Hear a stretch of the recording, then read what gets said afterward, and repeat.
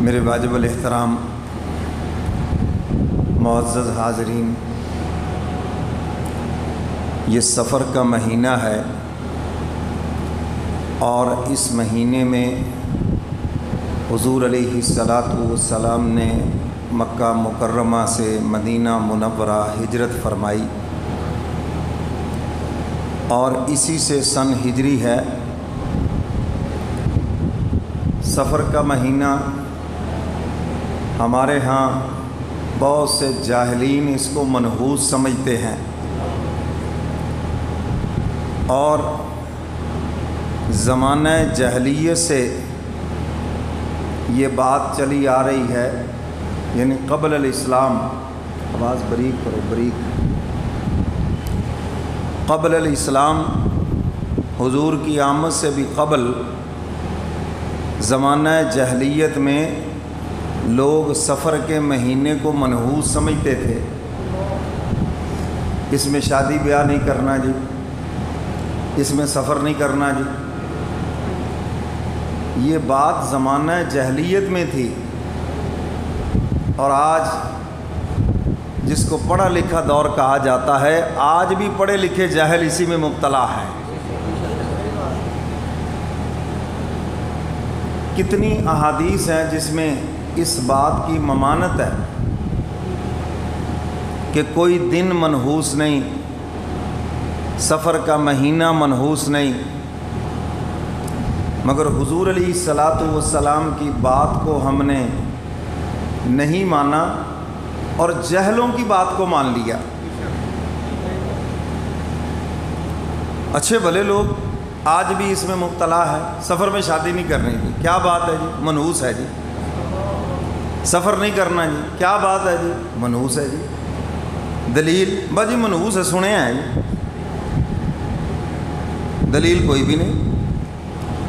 بھئی یہ جتنے بھی اوقات ہیں، دن ہیں، رات ہیں، مہینے ہیں، یہ کس نے بنائے ہیں؟ اللہ نے۔ تو اللہ نے تو ان کو منحوس نہیں کہا، میں اور آپ کون ہوتے ہیں ان کو منحوس بنانے والے؟ یہ باہر کے برآمدے کے سپیکر کی آواز کم کرو، اس کا اندر شور آ رہا ہے۔ تو میرے محترم سامعین، نحوست ہمارے برے اعمال کے اندر ہے، دنوں میں کوئی نحوست نہیں۔ یاد رکھنا، ہمارے ہاں کوئی ایکسیڈنٹ ہو جائے، کوئی نقصان ہو جائے، اخباروں میں لکھا ہوتا ہے بڑا منحوس دن، توبہ نعوذ باللہ۔ اللہ فرماتے ہیں زمانہ میں ہوں، وقت میں ہوں، اور جس نے زمانے کو گالی دی اس نے مجھے گالی دی ہے، تو تم خدا کو گالیاں دے رہے ہو، توبہ نعوذ باللہ، اللہ کو منحوس کہہ رہے ہو۔ تو بھائی کسی چیز میں نحوست نہیں ہے، وقت میں نحوست نہیں ہے، یہ اللہ کے بنائے ہوئے ہیں۔ سورج اسی طرح چڑھ رہا ہے، دن آ رہا ہے، رات جا رہی ہے، رات آ رہی ہے، دن جا رہا ہے، یہ سب اللہ کے حکم سے ہے۔ تو ان میں نحوست نہیں ہے، نحوست ہے ہمارے برے اعمال کے اندر۔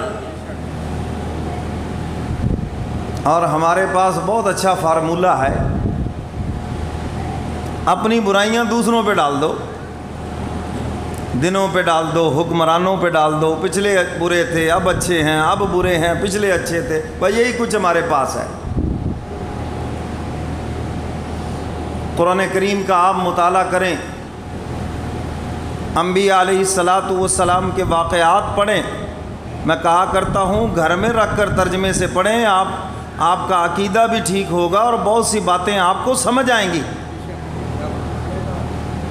اور اگر کسی عالم کی زیر نگرانی قرآن پاک کا ترجمہ پڑھ لیں تو پھر آپ کو پتہ چلے گا ہم کدھر پھر رہے ہیں، دین کدھر ہے۔ جتنی قوموں پر بھی عذاب آیا، حقوق العباد ضائع کرنے کی وجہ سے آیا ہے، یاد رکھنا، یا شرک کی وجہ سے آیا یا حقوق العباد ضائع کرنے کی وجہ سے آیا۔ حضرت نوح علیہ الصلاۃ والسلام کی قوم پہ عذاب آیا شرک کرنے کی وجہ سے، اور کیا عذاب آیا تھا؟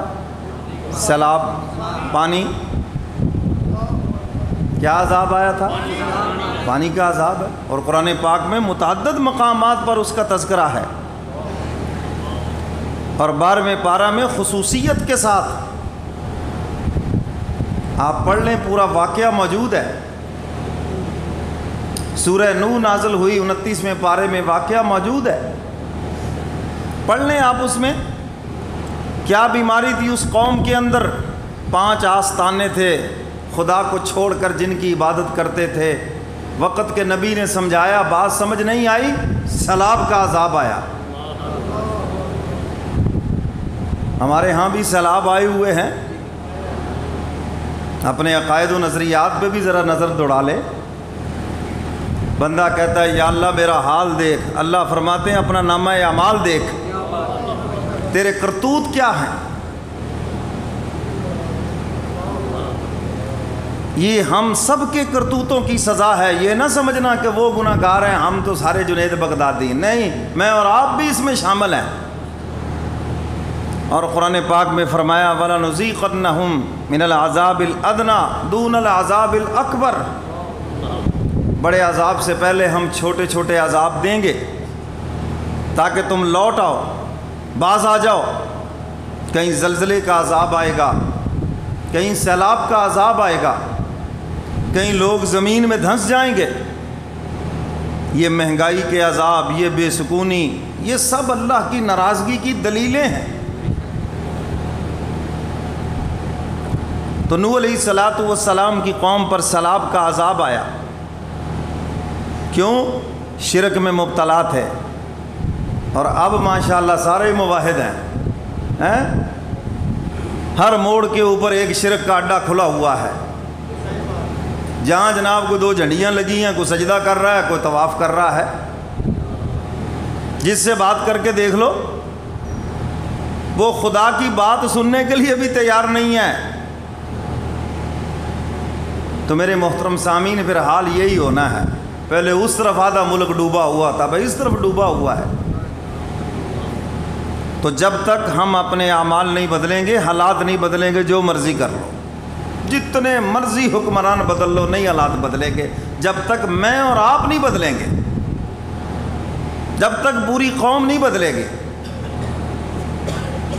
شرک کی وجہ سے عذاب آیا، یا پھر ہمارے معاملات میں گڑبڑ ہوئے تو عذاب آیا۔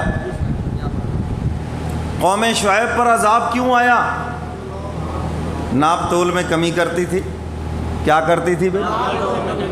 ماشاءاللہ یہاں تو سب پیمانے ٹھیک ہے نا جی، پیٹرول پمپ کا پیمانہ بھی ٹھیک ہے، دودھ دینے والے کا پیمانہ بھی ٹھیک ہے، سب پیمانے ٹھیک ہیں۔ یہ قوم شعیب کی بیماری ہے، اپنا حق پورا وصول کرنا اور اگلے کو ڈنڈی مار کے دینا، کمی کرنا، پیسے پورے لیتے ہو اس چیز میں یا نقص ہے یا کمی کے ساتھ دیتے ہو۔ یہ قوم شعیب کی بیماری تھی، اس پر خدا کا عذاب آیا، اور آج یہ بیماری ہمارے معاشرے میں موجود ہے، جس طرف سے مرضی دیکھ لیں۔ ایک ملازم ہے، تنخواہ پوری لے گا، چاہے وہ گورنمنٹ کا ملازم ہے چاہے وہ پرائیویٹ ہے، اللہ ماشاءاللہ اللہ کے بندے ہیں، لیکن مجموعی لحاظ سے کیا ہے؟ تنخواہ پوری لے گا، ٹائم پورا نہیں دے گا، کوئی گھنٹہ لیٹ آ رہا ہے، کوئی 2 گھنٹے لیٹ آ رہا ہے۔ اچھا اگر کوئی ٹائم پہ آ گیا تو موبائل کی جان نہیں چھوڑ رہا۔ آپ دکانوں پہ چلے جائیں، مالک نہ ہو، ملازم بیٹھے ہیں گیمیں کھیل رہے ہیں، موبائلوں کے اوپر اپنے مصروف ہیں، آپ ان سے کسی چیز کا ریٹ پوچھیں، ان سے مخاطب ہوں، وہ اتنی تلخ نظروں سے دیکھیں گے یہ کیا بیچ میں مصیبت آ گئی، یہ کیوں آ گیا بیچ میں؟ حالانکہ اس چیز کی وہ تنخواہ لے رہا ہے، اس کا کام تھا اچھے طریقے سے کسٹمر کو ڈیل کرنا، اگر مالک نہیں، لیکن وہ بددیانت ہے، اس کی زبان پہ یہ تو شکوہ ہے تنخواہ بہت تھوڑی ہے، مہنگائی بہت ہے، مگر یہ نہیں ہے کہ میں کیا کر رہا ہوں۔ یہ حدیث تو اس نے یاد کر رکھی ہے، مزدور کو پسینہ خشک ہونے سے پہلے مزدوری دے دو، لیکن سوال یہ ہے کہ اس مزدور کو کوئی پسینہ بھی آیا یا نہیں؟ کیوں جی؟ باتیں تو ذرا تلخ سی ہیں لیکن حقیقت پہ مبنی ہیں۔ اس مزدور صاحب کو کوئی پسینہ بھی آیا یا نہیں؟ یہ تو صبح سے لے کر شام تک اے سی پہ بیٹھے ہوئے ہیں، پنکھے کے نیچے بیٹھے ہوئے ہیں اور موبائل پہ گیمیں کھیل رہے، مصروف ہیں، فیس بک میں مصروف ہیں۔ گاہک کو بے توجہی سے ڈیل کیا تو یہ بددیانتی ہے، یہ بددیانت ہے۔ یہ ملازم، اس کا کام تھا جیسے دل و جان سے کسی گاہک کو ڈیل کیا جاتا ہے۔ بلکہ ایک گرگ کی بات آپ کو بتاتا ہوں، یہ جو تمہاری توجہ ہے نا، تم دکانوں پہ بیٹھ کے جو توجہ ڈالتے ہو، جی آج اتنے گاہک آ جائیں، اتنی سیل ہو جائے، یہ تمہاری توجہ گاہکوں کو کھینچتی ہے۔ تمہاری توجہ، جب تمہاری توجہ ہی نہیں ہے تو کھینچے گا کون؟ تمہارے ملازم کی بھی توجہ نہیں، تمہاری اپنی بھی توجہ نہیں، تو کیسے گاہک میں دل میں آپ کی کشش پیدا ہوگی؟ اب آپ کہیں گے یہ کیا مطلب؟ پہلے تو آپ کو توجہ کا مطلب سمجھانا پڑے گا۔ آپ اگر کسی روڈ پہ کسی جگہ پہ جا رہے ہوں، ڈوگی کتا بیٹھا ہو اور وہ صرف جو آپ کو تھوڑی سی توجہ ہی کرتا ہے، ٹانگیں کانپنے لگتی ہے نا، حالانکہ پکڑا تو نہیں اس نے، کیا تو کچھ نہیں ہے، آپ کہتے یہ میری لت نو پیا ہو، یہ کچھ کرے گا، حالانکہ اس نے صرف ایک توجہ ڈالی ہے۔ اس درندے کی، جانور کی توجہ کی تمہیں سمجھ آتی ہے، اب اس سے آگے تو ایک جہان ہے، کیا اللہ والوں کی توجہ کی سمجھ نہیں آتی؟ تو میرے محترم سامعین، یہ آپ کی جو توجہ ہے یہ کھینچتی ہے۔ آپ توجہ سے بیان سنیں گے، اللہ میرے دل و دماغ پہ ڈالیں گے۔ آپ توجہ سے نہیں سنیں گے، بس میں بھی وقت گزاری اور آتا ہوا بھی بھول جائے گا۔ تو میرے محترم سامعین، حضرت تھانوی رحمۃ اللہ علیہ نے مثال دی ہے کہ سامعین، یہ بچے ہیں، بچہ روتا ہے تو اللہ ماں کی چھاتی پہ دودھ اتارتا ہے، فرمایا تم توجہ ڈالو گے، اللہ بیان کرنے والے کے دل و دماغ پہ ڈالیں گے۔ جی خیر نہ تسی ستے رہے، بولو بھائی، یہ ایک علیحدہ ہی مخلوق ہے سونے والی، تم سوئے، بیان بعد میں شروع ہو سوئے پڑے جی، یہ کیا طریقہ ہے بھائی؟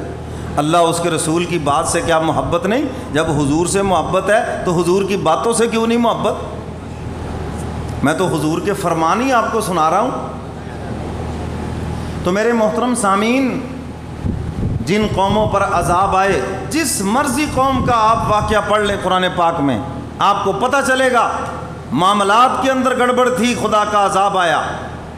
اور اگلی بات بھی عرض کر دوں، نمازیں چھوڑنے کی وجہ سے عذاب نہیں آیا، یہ علیحدہ بات ہے کہ سزا اس پہ بڑی سخت ملنی، کوئی یہ نہ سمجھے کہ یہ معمولی عمل ہے، لیکن ہمارے ذہنوں میں بس دین اتنا ہی ہے، نماز پڑھ لو، روزہ رکھ لو، بس بس بس، مسجد میں ہم دیندار ہیں، بعد جا کر ہم پورے دنیا دار ہیں۔ یہ ذرا چھوٹا جملہ ہے، اس سے اگلی بات کہ پورے فراڈیے بنے باہر جا کر، دھوکے باز بنے ہم، غلط بیانی کریں، ملاوٹ کریں، سود خوری کریں باہر جا کر، اور مسجد میں ہم پورے دیندار ہیں۔ نہیں، جیسے یہاں دیندار ہو، اپنی تجارت میں بھی ایسے دیندار نظر آؤ، اپنے معاملات میں بھی ایسے دیندار نظر آؤ، اپنی معاشرت میں بھی ایسے دیندار نظر آؤ، ایز اے پڑوسی بھی ایسے ہی دیندار نظر آؤ، تو پھر تم حقیقی دیندار ہو۔ ورنہ تو ہر ایک نے ایک دو چیزیں بنا رکھی ہیں اور وہ اسی کو دین سمجھتا ہے اور اسی پہ چل رہا ہے، وہ سمجھتا ہے بھائی یہی دین ہے۔ تو میرے محترم سامعین، سفر کے مہینے میں کوئی نحوست نہیں، کسی دن میں کوئی نحوست نہیں، کسی جانور میں کوئی نحوست نہیں۔ اچھا، بعض الو کو منحوس سمجھتے ہیں، کیوں جی؟ اور حضرت پیران پیر شیخ عبد القادر جیلانی کیا فرماتے ہیں؟ ایک بے نمازی کی نحوست 40 گھروں تک جاتی ہے۔ بڑے پیر صاحب کا فتویٰ سن لیں، ایک بے نمازی کی نحوست کہاں تک؟ اب یہ سب سے بڑا جو بے نمازی الو ہے، اس کی نحوست کو کیسے دور کرنا ہے بھائی؟ اس کی نحوست کی بات کون کرے گا؟ یہ ایسا منحوس ہے کہ گھر کے اندر بھی نحوست، اور اس کی نحوست 40 گھروں تک گئی۔ اب 40 میں اور بھی آگے منحوس، اب اس کی نحوست کہاں تک گئی؟ سلسلہ لامحدود بنا یا نہیں بنا؟ تو بھائی ان کی منت سماجت کرو، ان کو پیار محبت سے خدا کے گھر میں لاؤ۔ سمجھ آ رہی ہے؟ میں درد دل سے کہہ رہا ہوں، کوئی کسی کی تنقید مقصود نہیں، دل دکھانا مقصود نہیں، لیکن بات سمجھ آ جائے تو بھائی، نہ کسی پرندے میں نحوست ہے، نہ کسی مہینے میں نحوست ہے، نہ کسی وقت میں نحوست ہے، نحوست ہے ہمارے گناہوں کے اندر، نحوست ہے ہمارے برے اعمال کے اندر۔ یہ جو آج آسمان کے تیور بدلے ہوئے، زمین کے تیور بدلے ہوئے، یہ جو دریا بکھرے ہوئے، یہ جو سمندر معجزن ہو چکا ہے، یہ میرے اور آپ کے کرتوتوں کی وجہ سے ہے۔ مولا ہم سے ناراض ہو گیا، اور جو چیزیں ہمارے نفع کے لیے تھی اللہ نے اسی میں نقصان رکھ دیا۔ یہی سمندر فرعون کو غرق کر رہا ہے، یہی دریا فرعون کو غرق کر رہا ہے، اور یہی دریا ہے موسیٰ علیہ الصلوۃ والسلام اور اس کی قوم کو رستہ دے رہا ہے۔ کیا وجہ ہے آخر؟ یہی دریا جو آج ہماری بستیوں کو بہا کے لے جا رہے ہیں، صحابہ نے انہی دریاؤں کے اوپر گھوڑے دوڑائے ہیں بغیر پلوں کے۔ یہ تو گھوڑوں کی ذمہ بھی تر نہیں ہوئی، کیا وجہ تھی آخر؟ میرے محترم سامعین، ہمارے پاس اچھا حل ہے، بس حکمرانوں کو گالیاں دے دو، جی پچھلے برے تھے یہ اچھے ہیں، یہ اچھے ہیں، پچھلے برے تھے وہ اچھے ہیں، یہ برے تھے، بھائی یہی ہمارے پاس ہے۔ جو جس کا حمیتی ہے اس کے نزدیک وہ اچھا ہے، باقی سب برے ہیں، یہ معیار ہے ہمارا۔ تو میرے محترم سامعین، یہ جتنی بھی آفات یہ ہم سب کے گناہوں کی وجہ سے ہے۔ حدیث مبارکہ میں ہے جب تک ایک بھی دھرتی کے اوپر اللہ اللہ کرنے والا موجود ہے قیامت نہیں آئے گی۔ قیامت کب آئے گی؟ جب سارے برے ہوں گے، سب باغی ہوں گے، سب غدار ہوں گے، پھر اس نظام کا جو بنانے کا مقصد ہے ختم ہو گیا۔ جب سب خدا کے باغی ہو گئے تو پھر یہ نظام لپیٹ دیا جائے گا۔ تو میں اکثر کہا کرتا ہوں قیامت تو آنی بروں پر ہے، اچھوں پر تو قیامت آنی ہی نہیں ہے، اچھا تو کوئی ہوگا ہی نہیں۔ تو اس لیے میرے محترم سامعین، یہ ہمارے گناہوں کی وجہ سے ہے، مہنگائی کا عذاب ہے، لوڈ شیڈنگ کا